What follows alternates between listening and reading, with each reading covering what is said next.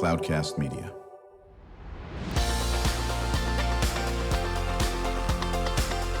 Drew Schlosberg Spotlight on the Community Show, amplifying the voices of social impact organizations, entrepreneurs, local nonprofits, and other community champions who shape the culture, creativity, and connectivity of San Diego. Brought to you by Mission Fed Credit Union, bringing good things to San Diego for over 60 years. Learn more about what is good for you and good for all by visiting www.missionfed.com.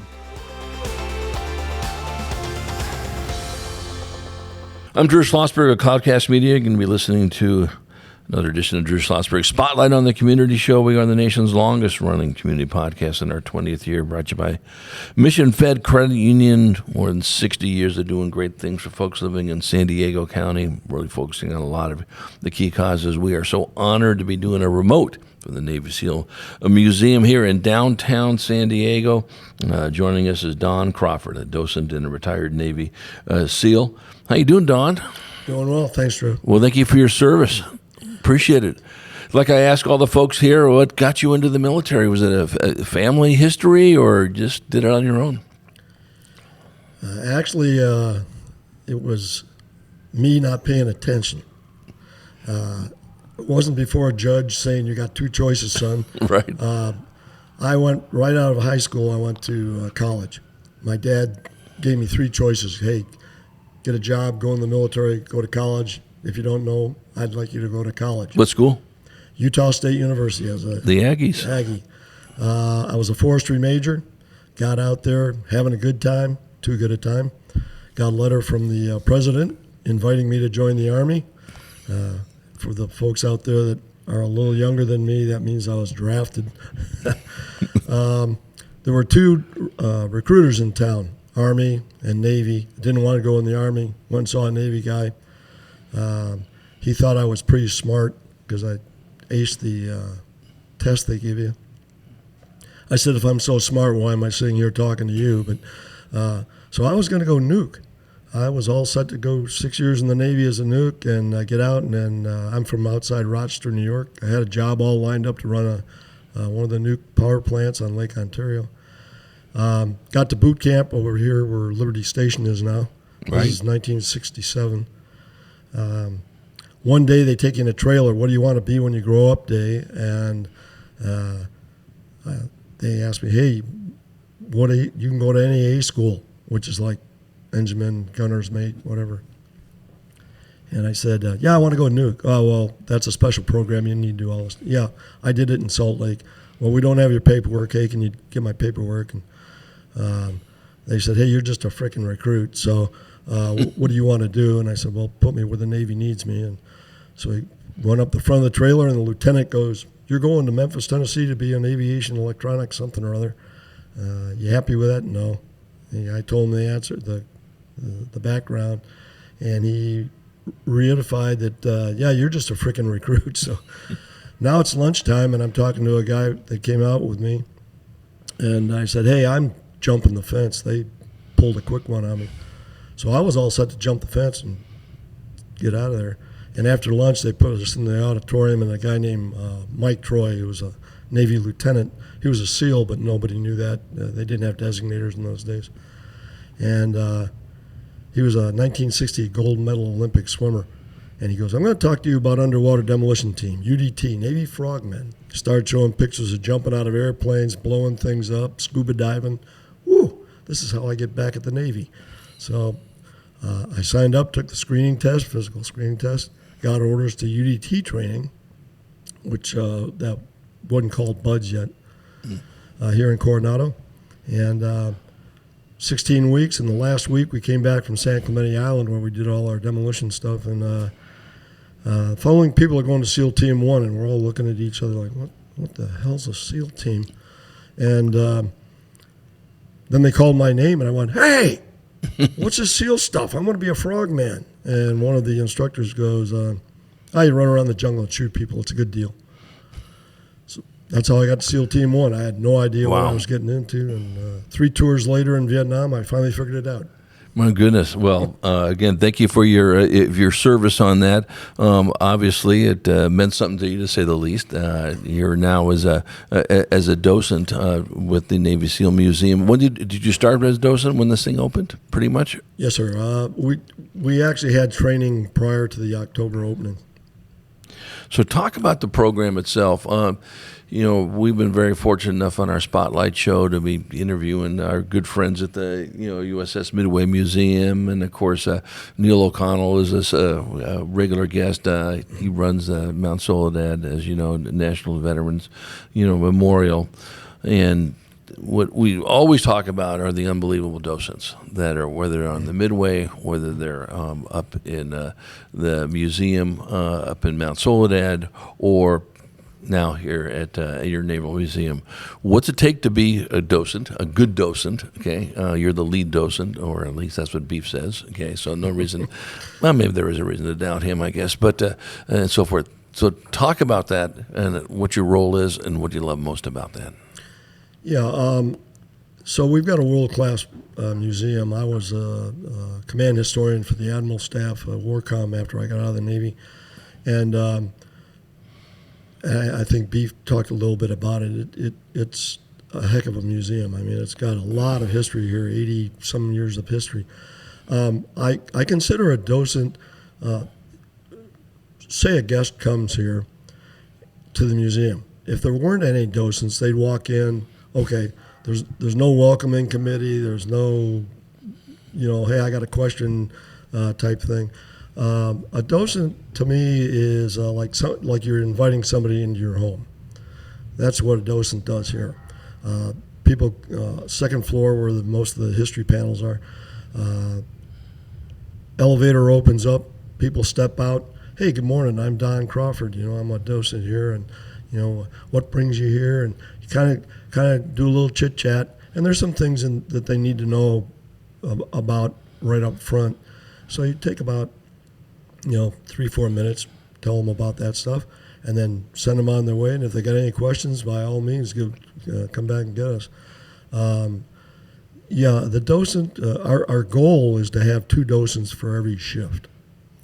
And so depending on what month it is, it could be over 100 shifts that we need people on. It would be great to have a SEAL or a SWIC as one of those 2 docents. We're not quite there yet, but we're working on it. But people will come in and they'll find out, you were a SEAL in Vietnam? Yes, sir. Then all of a sudden they've got questions. And a couple things I'll throw in here. The first week we were open, there was a guy standing over by the Vietnam era panels, and I walked up. Hi, I'm Don. And I'm so and so. What brought you to the museum? Oh, my brother was in the teams. Oh, okay. What team? SEAL Team 1. Oh, well, that's the only team I was ever in. What time frame? Vietnam. Oh my God, I know the guy. Who is it? Bob Carey, Medal of Honor recipient, governor of Nebraska. Absolutely. He and I were in Class 42 together. So there's a little documentary on and I saw Bob Carey on about the SEAL. Okay, so you were at that SEAL team. My goodness. Yes, sir. So do most of the folks, when they come through, obviously, how much does their knowledge, does it vary on how much they understand what the SEALs do, or from just, we know you guys are pretty intense in what your focus is, or everything in between? It's everything. We get people that walk in that say, I don't even know how to spell SEAL. They have no idea who we were. On the other end, we've got guys that are graduating from SQT, SEAL Qualifications Training. They're getting their trident. They are now SEALs, and they're bringing their family in to show them, hey, this is what I got myself into. And everywhere in between.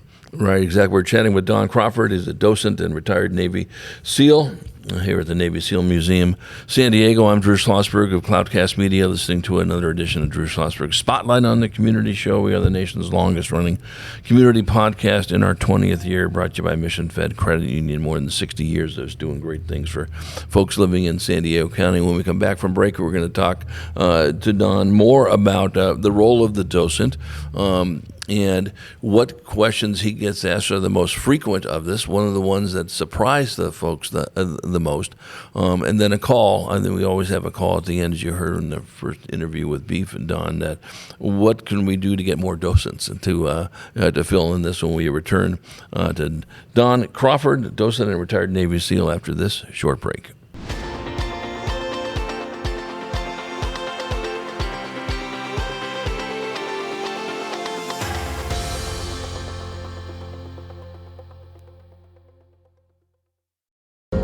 When you do your banking with Mission Fed, you get great rates on auto and home loans. That's good for you, but something good also happens for a lot of other people. We're not for profit, so we put money back into the community to help lots of great nonprofits to keep San Diego strong. So you're not just getting something good, you're doing something good. Come to Mission Fed. It's banking that's good for all. Brand amplification is the DNA of Cloudcast Media, and our code is the powerful blending of sound, voice, and storytelling to lift local brands and their communities. Whether it is our Brandcast, Schoolcast, or Causecast platforms, the unifying ethos is all about this community, the one you call home. If you dare to dream and want to explore the brand amplification of Cloudcast, a national leader in local podcasting and other Winfluence strategies, please visit us at cloudcast.us.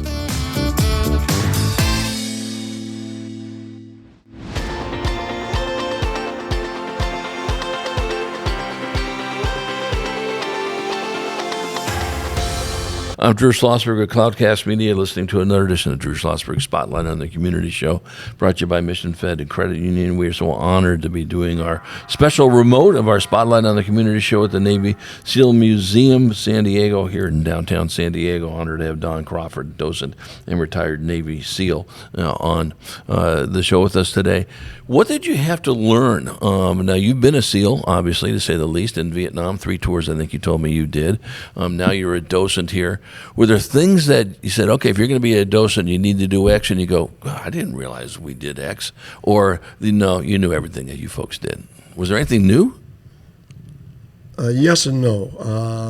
The main thing for a docent is to be open, friendly, kind of an extrovert. Personally, I already knew the history, which is one of the keys here. When people come in, they want to know, hey, what's this all about over here? Who is Phil Buckley? But if you just took somebody off the street that had no military experience and they wanted to be a docent, the first thing that they have to learn is just, hey, how do you deal with the public when they come in? What are we trying to get across to the public? And it's all about, all of these panels. There's people that did things, but it wasn't the individual; it was the team doing it. So that's the first thing they need to learn is what's the mission of the museum, and we had docents that were not in the military, had no idea. But over time, they start picking up the history because they hang out with people like me, and so it's not a problem. I think our main recruiting goal, I guess, is to get somebody that's open, willing to talk to the public, willing to take in some knowledge and be able to spew it out. Obviously, the Navy SEALs, if you live in San Diego, unless you're living under, some rock or something like that, you know about the Navy SEALs in San Diego. That's an understatement, or you should know about the Navy SEAls in this area. But certainly a lot of attention, with Navy SEAL Team 6, and you talk about with Osama bin Laden, and obviously that raised a profile worldwide, probably from that aspect, if they didn't know what a Navy SEAL was in this area. But do you get a lot of questions about that, about those specific things that you folks have done? I mean, what I find interesting, is that I've been fortunate enough to know a bunch of Navy SEALs, and a friend of mine is Ed Heiner, and I'm not sure if you know Ed. He's written a couple books and so forth in this area. But is that, when you guys are always doing missions. I mean, yes, when Navy SEAL Team 6 was taking out Bin Laden, there was 15 other Navy SEAL operations going on that same day or some of that aspect of it. You guys are all over the place, correct? Yeah, as a matter of fact, we're probably in every continent. We've got 2 SEAL teams, one on the East Coast, one on the West Coast, deployed out of the U.S. at all times. So that's 300 SEALs. Oh yeah, we do all kinds of things, and some of it you hear about, and some of it you don't hear about. But it's right. They're out there doing good work. Right, and I think we were talking to Beef about, and you mentioned it too, Don, is that you really want to have people understand those, 4 pillars when they come in this aspect here in the museum. Support active duty, do great things in this community as well. Really support the families and the veterans, and really understand the ethos of a SEAL, with teamwork, collaboration, team over self, and all that aspect of it. Do you feel that once a group has come in, and do you deal with some of the youth groups yourself when they come in? Yeah, we have tours. Right. They'll actually sign up, hey, I want to get a tour with a docent that can... Have you done it with some of the younger kids? Oh, yes. What question do they ask the most, or do they ask a lot of questions? Oh, yeah, they're pretty they're pretty right out there. Yesterday, as a matter of fact, a family came in, had a kid, a little 12-year-old kid, and... says, I'm introducing him. I said, what's your name? Miles. Well, he was smiling the whole time. He was a big SEAL nut. And so when we left, I said, he drove, we have an SDV that you can, a joystick, you can drive it through a underwater canyon. And I told people, hey, if you can drive that thing without crashing, come see me. I got a job for you.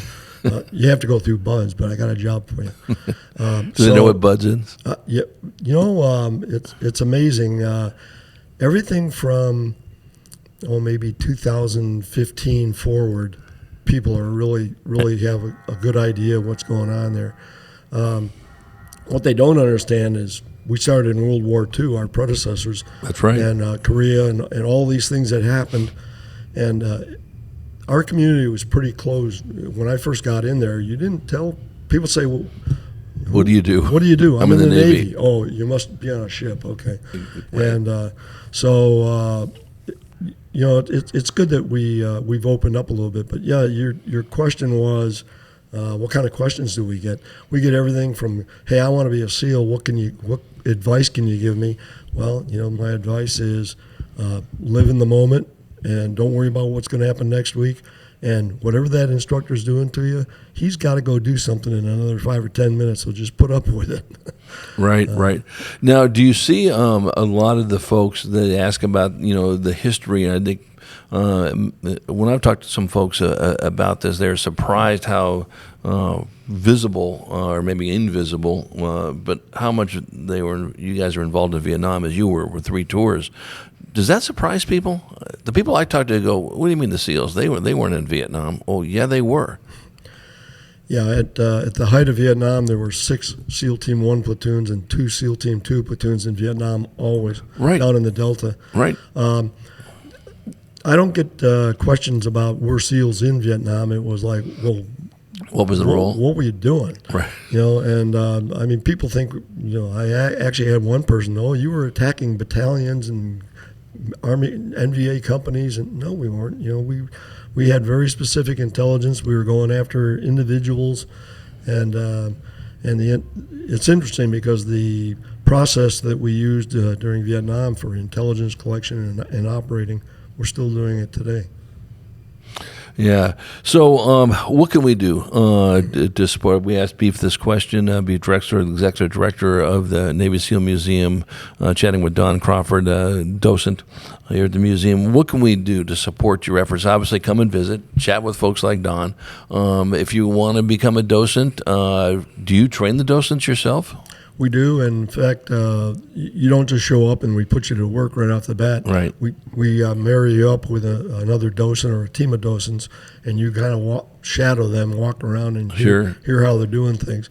It's not rocket scientists. I mean, you do it once, you got, okay, I know what. Well, you got to be on your game. I mean, you got to make sure you're saying things that are true. I mean, you wouldn't want to say things that weren't true on purpose, but I mean, you want to make sure what you're saying is accurate. For God's sake, yeah. You lived it without obviously Beef did, and I'm sure some of the other docents did as well. But as Beef mentioned, and you did too, Don, you don't have to necessarily be a Navy SEAL to be a docent. No, and there's. If you get a question and you don't know the answer, what we're telling you is just say, I don't know, but I'll get the answer for you. Right. And whoever the docent is that's with you or in the area, go get them to interact. Well, I'm encouraging our audience, see the museum. You will not be disappointed. And if you have any interest, once you meet this cat named Don Crawford, if he doesn't get you fired up about Navy SEALs, then we need to have a conversation on that. Don, thank you so much for giving up some of your time chatting about the important work of this museum as well, and what goes into being a docent. And I'm sure this won't be the last time we'll have you on our show. Great. Well, thank you for the opportunity. It's been my pleasure. It's been absolutely our honor talking to Don Crawford, docent and retired Navy SEAL. I'm Drew Schlosberg of Cloudcast Media. Listen to another edition of Drew Schlosberg Spotlight on the Community Show. We are the nation's longest-running community podcast now in our 20th year. So honored to be doing a special remote at the Navy SEAL Museum here in San Diego, downtown San Diego, right across from the Santa Fe train depot. And to our audience, we hope you enjoyed the interview. You've been listening to an episode of Drew Schlosberg's Spotlight on the Community Show, amplifying the voices of social impact organizations, entrepreneurs, local nonprofits, and other community champions who shape the culture, creativity, and connectivity of San Diego community. Brought to you by Mission Fed Credit Union, bringing good things to San Diego for over 60 years. Learn more about what is good for you and good for all by visiting www.missionfed.com.